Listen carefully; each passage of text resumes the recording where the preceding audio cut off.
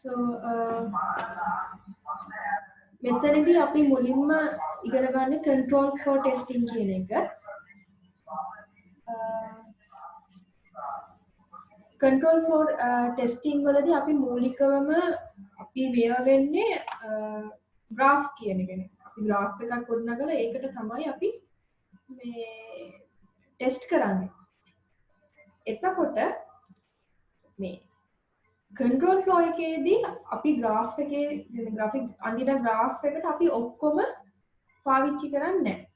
අපි අපේ කෝඩ් එකේ අපිට අවශ්‍ය කොටස විතරයි අපි කරන්නේ. එතකොට ඒකට යොදාගන්නේ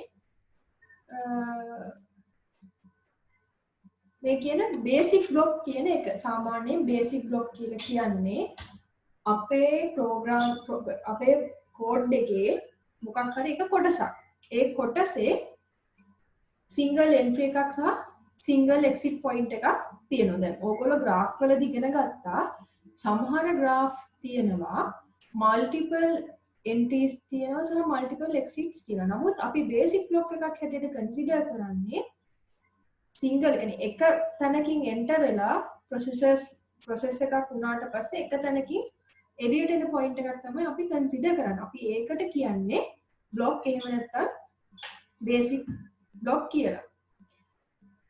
ඒක නිකන් හරියට ඔයාගේ මොකක් හරි condition එකක් තියෙනවා. ඒ condition එකෙන් ඔයා enter වෙනවා අපි හිතමු if else එකක් කියලා. එතකොට එන්නේ ඒ වගේ. එතකොට if කියන මේ if එකේ දීලා තියෙන condition එකෙන් ඔයා enter වෙලා ඔයා අදාළ දේවල් ටික උනාට පස්සේ ඔයා එකකින් exit වෙනවා. අන්න ඒ වගේ දෙයක් තමයි basic block එකක් කියලා කියන්නේ. සමහර වෙලාවට basic block එකක just a single statement එකක් තියෙන්න පුළුවන්. අන්න ඒ වගේ වෙලාවට entry එකයි exit point එකයි ඒකම තමයි ඒ same statement එකම කියලා තමයි අපි consider කරන්නේ.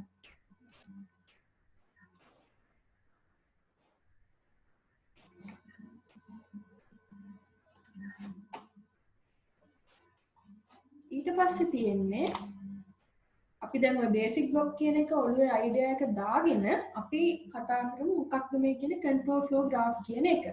control flow graph කියලා කියන්නේ අර ඕගොල්ලෝ සාමාන්‍ය විදිහටම අඳින graph එක තමයි. ඒකෙදි single entry එකක් සහ single exit එකක් තමයි තියෙන්නේ. සාමාන්‍යයෙන් අපි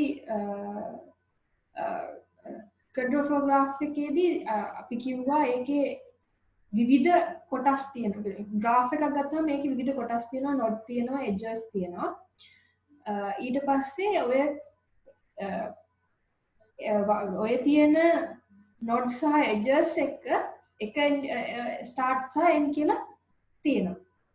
එතකොට අපි graph එක කියන්නේ control flow graph එකක් කියලා කියන්නේ යම් කිසි graph එකක් අපි ඇඳලා තියෙනවා. ඒ graph එකේ start සහ end වලට තියෙන එක node එකක් නම්, කියන්නේ start එකට එක node එකක් තියෙනවා, end එකට එක node එකක්. ends දෙක කීපයක් තියෙන්න බෑ. අන්න ඒ වගේ වෙලාවට අපි කියනවා මේක control flow graph එකක් හැටියට අපිට consider කරන්න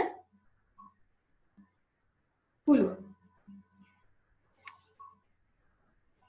ඊට පස්සේ අපි අපි කලින් කතා කරන්නේ බේසික් බ්ලොක් කියලා එකක්. ඔන්න ඔය කියන මේ බේසික් බ්ලොක් එක නෝඩ් එකක් හැටියට තමයි අපි control flow graph වලින් සාමාන්‍යයෙන් consider කරන්නේ. මේවා just theory.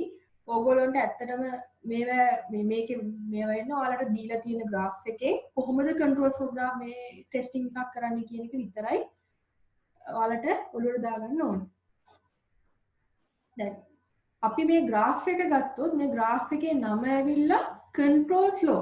ඒ කියන්නේ ඇත්තටම ඔයාගේ මොනවා හරි තියෙන data set එකක් ගලාගෙන යාම control කරන එක තමයි අපි මේකෙදි consider කරන්නේ. other than that අපි වෙන දේවල් අපි consider කරන්නේ නැහැ.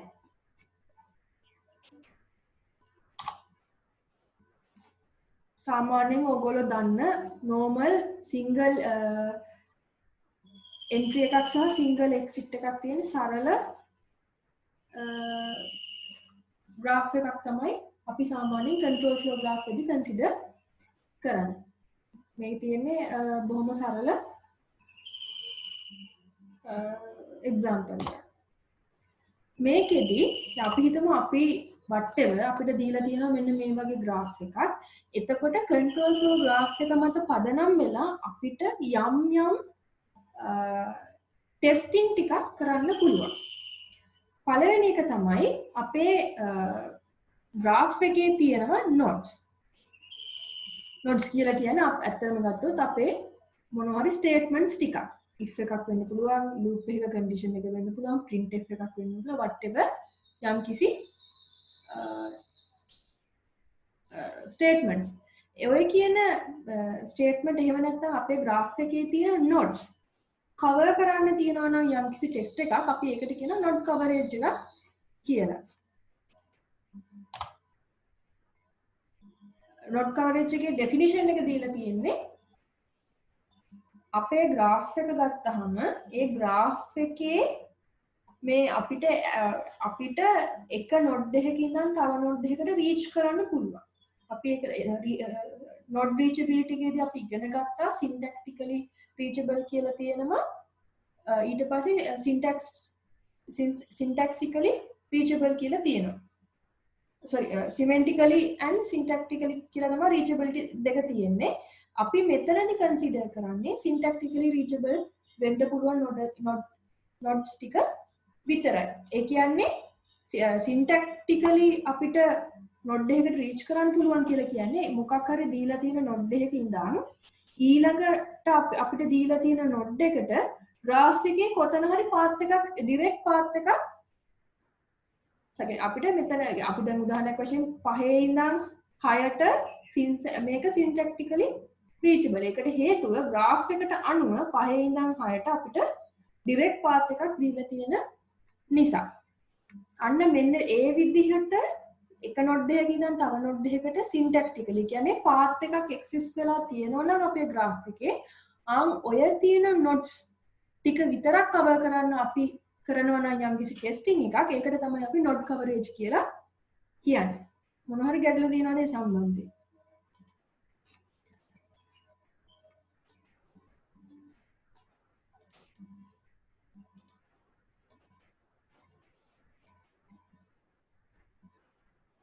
ඕකේ.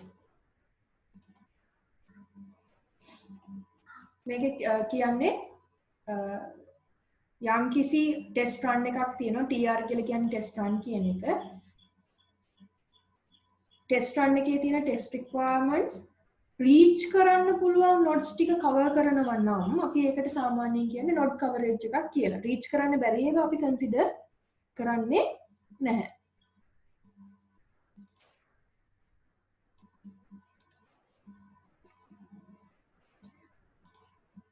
ඊට පස්සේ තියෙන්නේ අපි node coverage කරනවා ඊළඟට අපිට කරන්න පුළුවන් දේ තමයි edge coverage කියන එක. edge coverage කියලා කියන්නේ ඔයාලට graph එකේ මතක නම් edge එකක් කියලා කියන්නේ node දෙකක් connect කරන මේ කියන්නේ node දෙක pair එකකට තමයි අපි කියන්නේ connect කියන්නේ reach කරන්න පුළුවන් ඒවා. දැන් 5 6 7 8 9 වගේ ඒවා අපිට edges හැටියට consider කරන්න පුළුවන්. අන්න ඔය කියන edges cover කරන්න අපි යම්කිසි test එකක් කරනවා නම් අපි කියනවා මේ අපි කරන්නේ edge coverage එකක් කියලා. එතකොට සාමාන්‍යයෙන් edge coverage එකක් ඔයා කරනවා කියන්නේ ඒ edge වලට අදාළ nodes ටිකත් automatically cover වෙනවා. ඒක තමයි note that edge coverage includes node coverage. By default ඔයා මොකද edge කියලා කියන්නේ nodes දෙක එක ළඟ අනුයාත nodes දෙකක් බැගින් ඔයාලා automatically edge coverage එකක් කරනකොට node coverage එකක් සිද්ධ වෙනවා.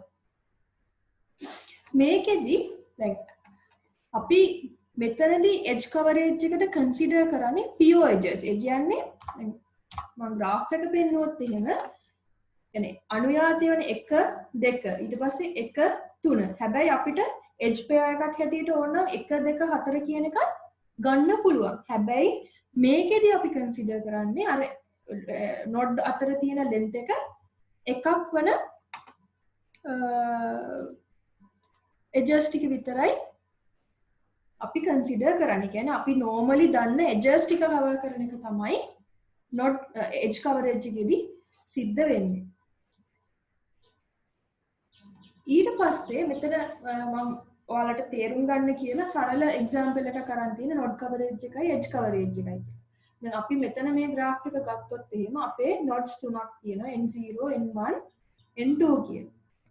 ටෙස්ට් රන් එකේදී මම කරන්නේ මට හිතෙනවා මගේ පළවෙනි ටෙස්ට් රන් එකේදී මම කරන්නේ not coverage එක යටතේ. ඒ කියන්නේ මම cover කරන්න උත්සාහ කරනවා මගේ graph එකේ තියෙන nodes ටික. එතකොට මම n0 ගිහිල්ලා n1 ගිහිල්ලා n2 ගියොත් මගේ මුළු graph එකේ මේ කොටසෙම තියෙන ඔක්කොම nodes ටික cover වෙනවා.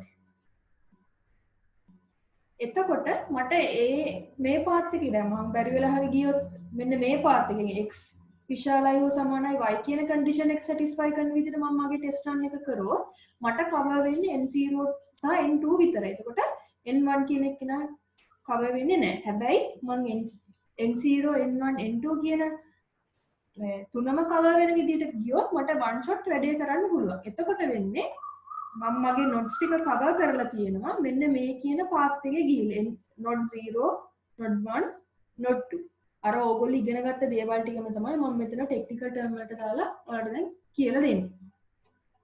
ඊට පස්සේ edge coverage කියලා කියන්නේ මගේ graph එකේ edge يعني node pairs එහෙම නැත්නම් edges cover කරන විදියට මම මගේ test එක design කරගන්නවා.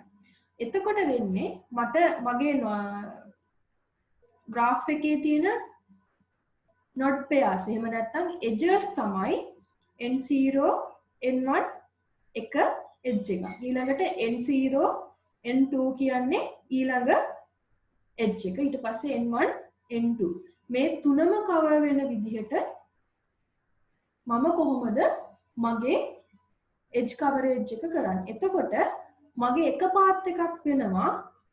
يعني මගේ ටාගට් එක තමයි whatever ඔක්කොම edge pairs මාගාව තියෙන තුනක් sorry edges තියෙනවා මාගාව තුනක් මම ඒ තුනම කොහොම හරි මගේ ටෙස්ටිං වලින් කවර් කරන්න ඕන.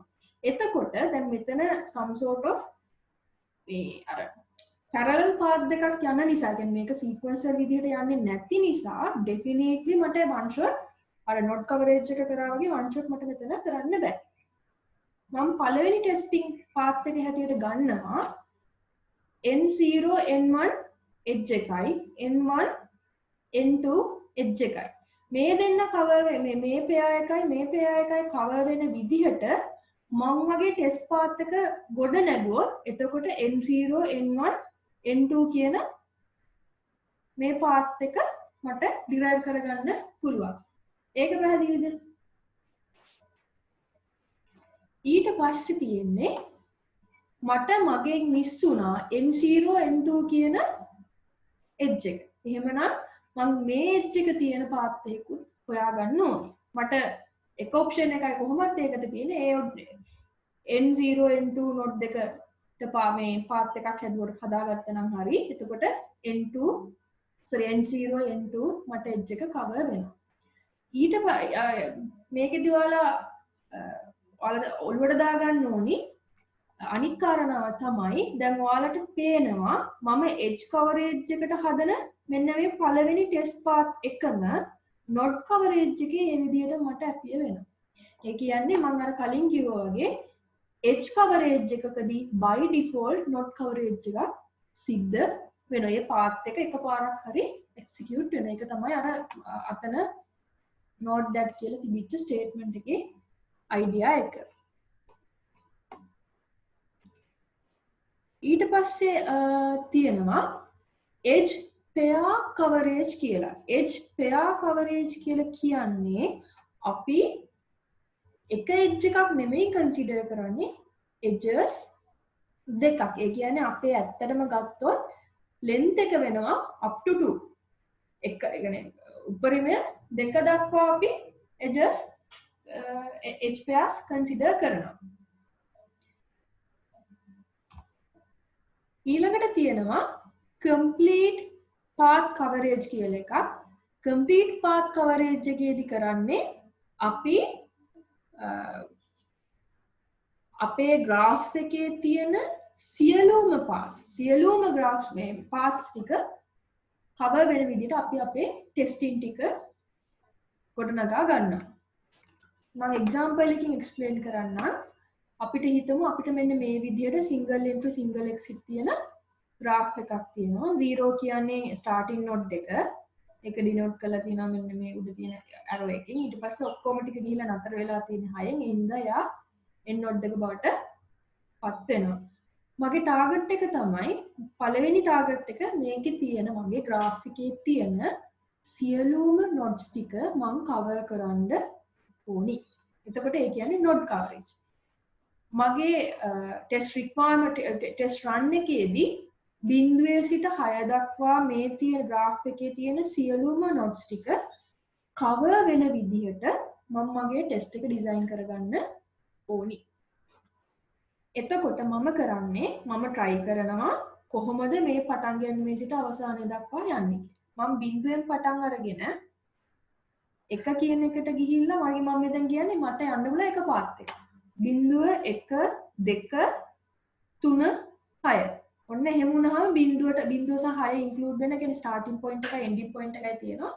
මට මේ පාත් එකේ ගමන් කරන්න පුළුවන් මගේ එක ටෙස්ට් පාත් එකක් බවට පත් වෙනවා.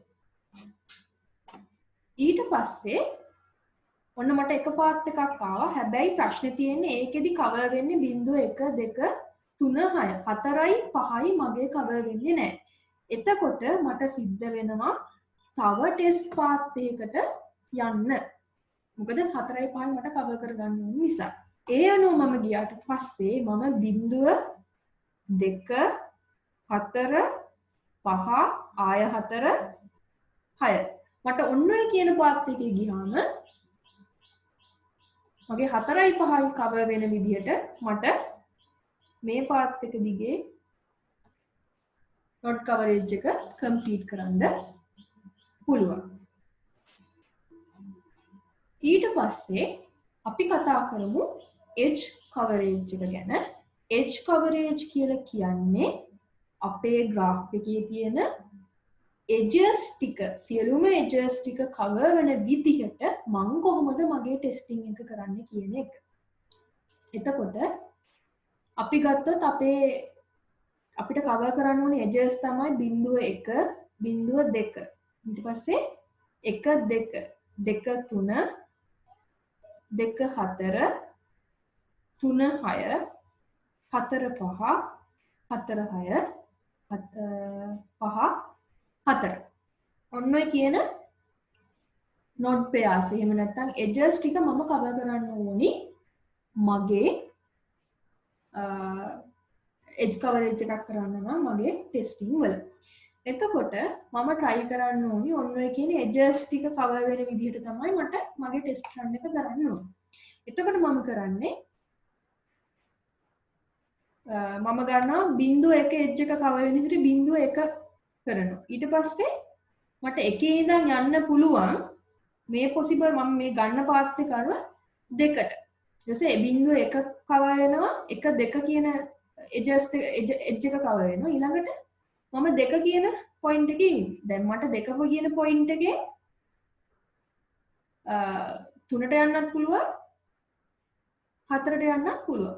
අපි හිතමු මම ගන්නේ 2 ඉඳන් 3ට ගන්නවා කියලා. 2 ඉඳන් 3ට යනකොට මට 2 3 2යි 3යි කියන edge එක cover වෙනවා. ඊට පස්සේ මට එක option එකයි තියෙන්නේ 3 ඉඳන් 6ට. එතකොට මම මේ පාත් එකේ තියෙන edges ටික මම cover කරලා තියෙනවා. ඊළඟට මම කරන්නේ මට 2 4 4 5 5 4 4 6 කියන ටික මට cover කරගන්න බැරුණා. එහෙනම් මම ඒ ටික cover කරන්න පුළුවන් වෙන විදිහට මම තව test path එකක් design කරගන්නවා. එතකොට වෙන්නේ බිඳුව 2 pair එක මම ගන්නවා edge එක ගන්නවා. ඊට පස්සේ 2 ඉඳන් 4ට තියෙන edge එක ගන්නවා. 4 ඉඳන් 5ට තියෙන edge එක ගන්නවා. 5 4 edge එක ගන්නවා. අන්තිමට 4 6 edge එක ගන්නවා. එහෙම වුණාම වෙන්නේ මගේ ඔක්කොම edges ටික මේ උඩ මම ලියාගෙන තියෙන edges ඔක්කොම ටික මට cover කරගන්න පුළුවන්. ඊළඟට අපි බලමු කොහොමද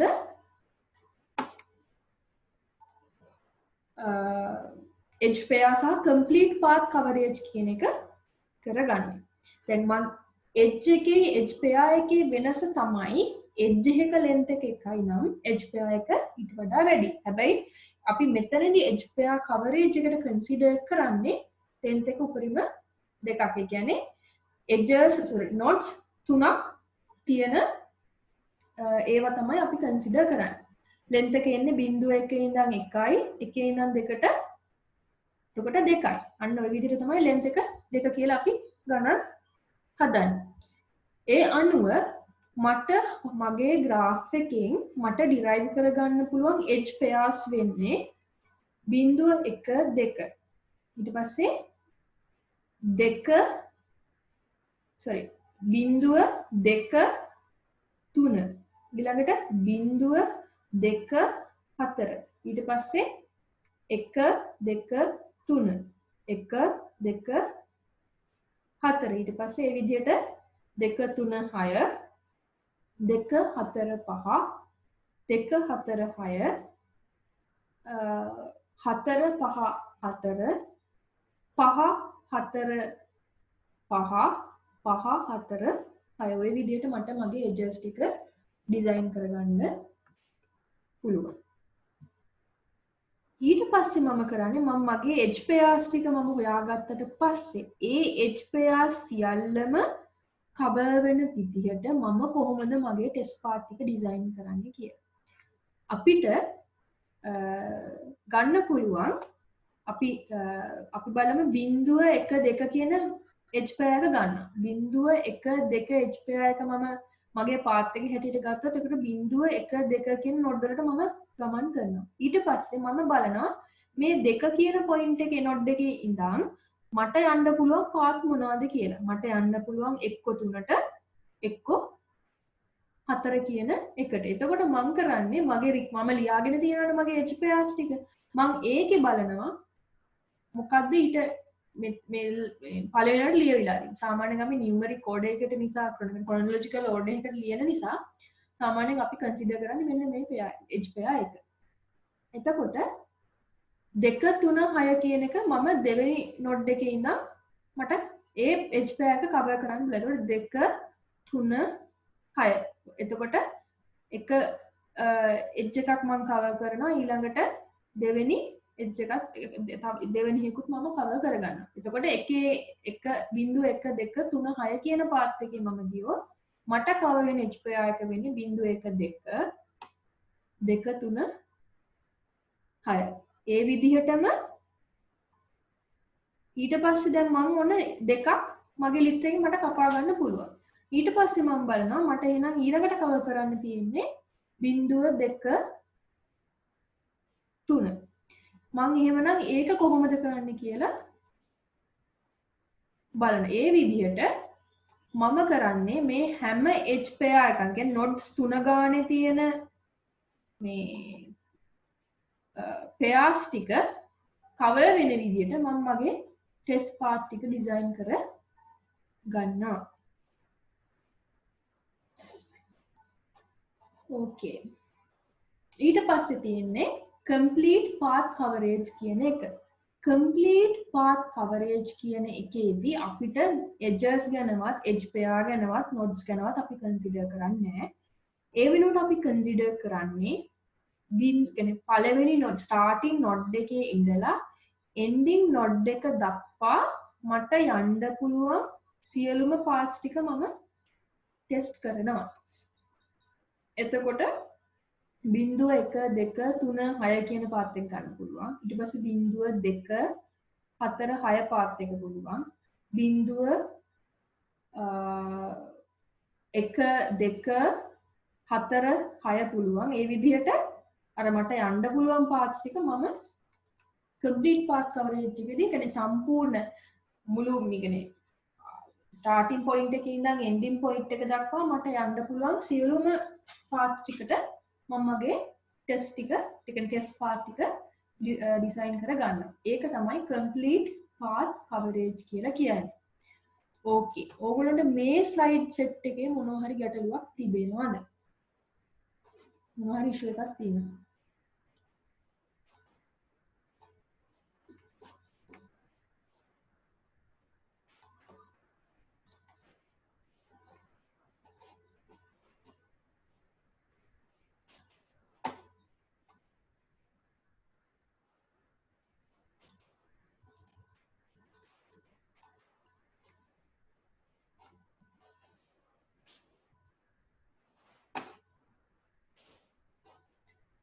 හරි එහෙනම් අපි ඊළඟ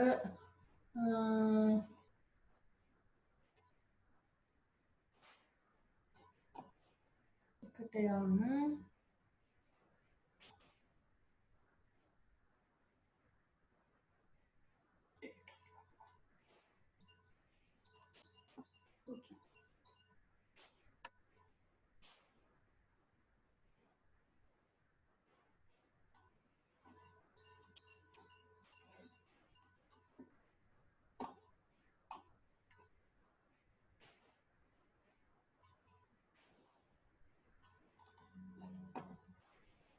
Okay.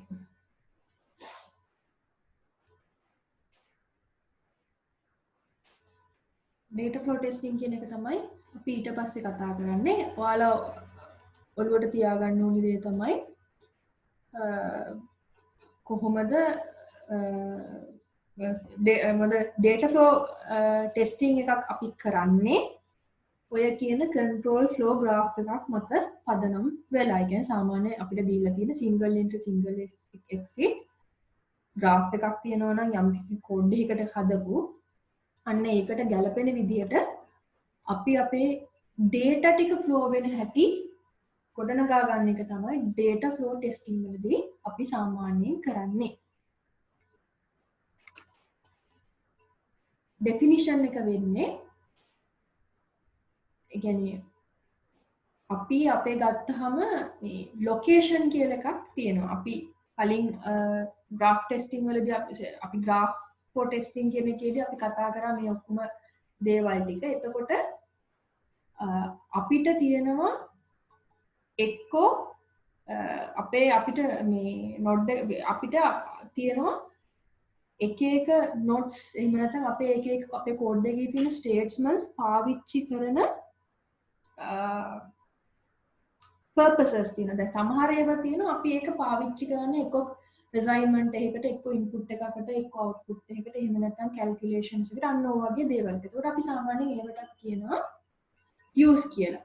එහෙම නැතු සමහර වෙලාවට යම් දේවල් define කරන්න. ඒ කියන්නේ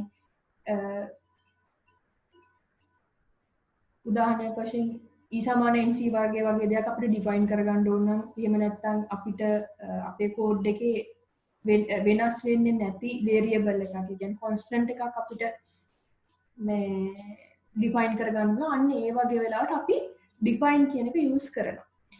ඔන්න ඔය දෙක ඔයාලා චුට්ටක් ඒ මත පදනම් වෙලා තමයි අපි මොන වගේ දේවල්ද අපේ data flow testing එකට use කරන්න කියන එක තමයි මේකදී අපි consider කරන්නේ. එතකොට අපි define කරන්නේ එහෙම නැත්නම් මොනවා හරි definition එකකට නම් අපි පාවිච්චි කරන්නේ මෙන්න මේක තමයි අපේ يعني definition කියලා අපි සාමාන්‍යයෙන් අපි කියනවා. ඒකෙදි අපි ගොඩක් වෙලාවට යම්කිසි location එකක් නැහැ. location එකක් වෙනනේ. ඒක එක්කෝ point එකක් වෙන්න පුළුවන් whatever දෙයක්. ඊට අමතරව සමහර statements අපිට බලා ගන්න පුළුවන් අර මම කිව්වා වගේ අපි යම් දේවල් වලට අපි අපේ code එකේ තියෙන එක එක variables හරි සමීකරණ හරි මොනවා හරි අපි use කරලා තියෙනවා. අන්න ඒ වගේ වෙලාවට තමයි මේ use කියලා අපි කියන්නේ යම් කිසි statement එකක් use කියලා අපි කියන්නේ use කියන category එකට fall වෙනවා කියලා තමයි කියන්නේ.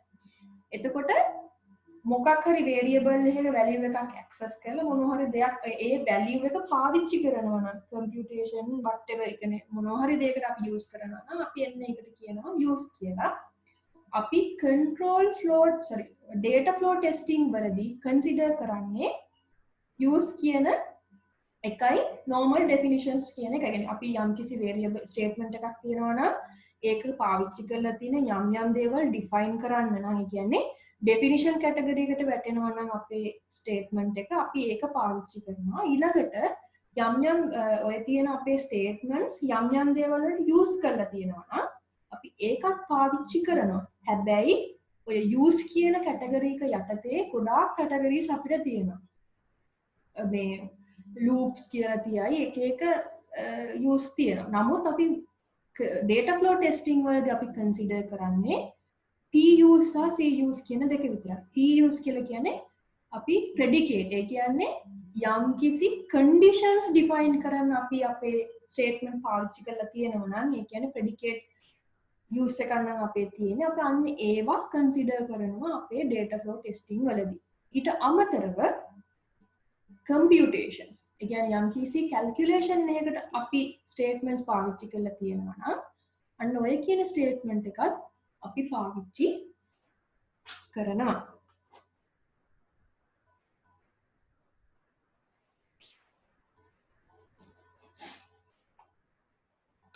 ඊට පස්සේ අපි බලමු sample example එකක් අපි කොහොමද ඔය කියන control flow testing එකකට යන්නේ කියලා. අපි සරල උදාහරණයක් ගමු. අපේ තියෙනවා lines 6ක පොඩි code snippet එකක්. ඒකෙදි අපි කරලා තියෙන්නේ පළවෙනි line එකේදී xy read කරනවා. ඊට පස්සේ z සමාන x + 2 මේ විදිහට code එක තියෙනවා. අපි දැන් කරන්නේ අපේ මේ code එකේ තියෙන statement ටික අරගෙන ඒවා line by line මේවා පාවිච්චි කරලා තියෙන්නේ අර අපි කලින් කිව්වනේ data flow testing එකකට data flow graph එකකට අපි consider කරන්නේ definitions සහ CUs සහ PUs කියන එක කියලා. අපි ඒවට අදාළ විදිහට අපි අපේ data ටික අපේ lines ටික අපි කඩා ගන්නවා. එතකොට line number 1 ගත්තොත් එහෙම මම කරලා තියෙන්නේ xy define කරගනින්නක් තමයි මෙතනදී වෙලා තියෙන්නේ. ඔයාලට මේ definition කියන එක අමතක නම් මට මතක හැටියට graph for testing කියන එකේ example එක ඒවත් එක්කම දීලා ඇති. හැබැයි මේ condition මේ line number 1 ගත්තාම එයාගේ කිසිම මේකක් නැහැ. CUs වත් PUs වත් එයා use වෙන්නේ නැහැ. ඊළඟට මම දෙවෙනි line එකට ගියාට පස්සේ ඒක z කියන එක කෙනාව define කරලා තියෙනවා. ඒ හින්දා මම මගේ definition කියන column එකට මම දාගන්නවා z කියන එක කෙනා. ඊළඟට යම් කිසි computation එකක් ගිහින් තියෙනවා x කියන value එකට දෙකක් add කරාම තමයි z හැදෙන්නේ. එතකොට එහෙනම් මේ x කියන එක කෙනත් එක +2 කියන එක වැඩ කරන නිසා කියන්නේ computation එකකට මෙයා use x කියන variable එක use කරන නිසා මම x කියන එක කෙනාට CUs කියලා දාගන්නවා. ඊළඟට line number 3 ගත්තාම මට කිසිම definition එකක් පේන්නෙත් නැහැ computation එකක් පේන්නෙත් නැහැ. හැබැයි condition එකක් තමයි තියෙන්නේ. එතකොට condition කියලා කියන්නේ PUs. ඒ නිසා මම PUs කියන column එකට මේ line එකේ ඒ අදාළ ටික දාගන්නවා. ඒ විදිහට line number 2 විදිහටම w සමාන x + 1 කියන එක ඊළඟට මෙතනදී මොනවාද else එකේදී අපි y කියන variable එක තමයි consider කරන්නේ. sorry else කියන එක නෙමෙයි sorry 5 line number 5 කියලා කියන්නේ y සමානයි y + 1. එතකොට definition එකයි computation එකයි දෙකටම මෙයා use කරලා තියෙන්නේ y කියන variable එක නිසා මේ column දෙකට අපි y කියන එක දාගන්නවා.